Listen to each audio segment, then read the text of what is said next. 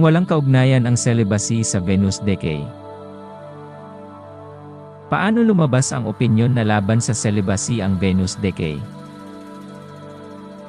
Noong unang panahon, kinuha ang natural na kahulugan ng salitang celibacy.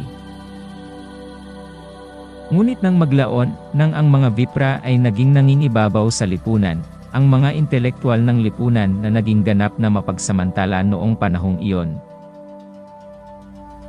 ay naisip at nakita nila kung ang gawaing panrelihiyon ay naiiwan sa kamay ng mga karaniwang tao o may bahay. Kung gayon ang sandata ng pagsasamantala na matagal nang itinatangi ay masisira anumang oras. Sa inspirasyon ng mga sentimiento sa relihiyon, ang kapangyarihan ng pag-iisip sa mga karaniwang tao ay tataas at higit pa.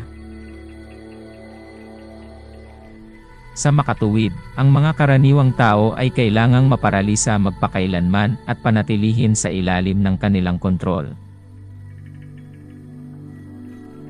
Upang mapagsamantalahan, ang isang pakiramdam ng takot at kababaan ay kailangang malikha sa isipan ng mga tao. Nakita nila na karamihan sa mga pinagsasamantalahan ay kasal na. Sa makatuwid, ang pagkabulok ng Venus ay laban sa relihiyon, dapat itong palaganapin. Dahil sa pagpapalaganap na ito, nagsimulang mag-isip ang mga may bahay sa pamamagitan ng pagsira sa Venus, nakagawa tayo ng malaking kasalanan. Sinisira natin ang kabaklaan. Ang sanyasis ay nagsusuot ng Venus, kaya mas mataas sila. Sa pagsasamantala sa ganitong sitwasyon, ang tinatawag na sanyasis ay madaling isagawa ang kanilang mga mapagsamantalang gawain.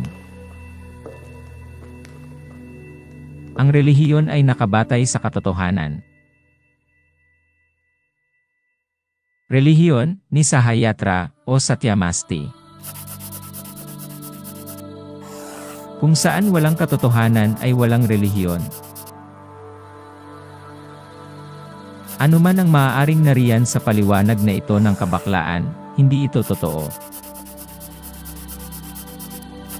Sa makatuwid, walang Brahma sa loob nito.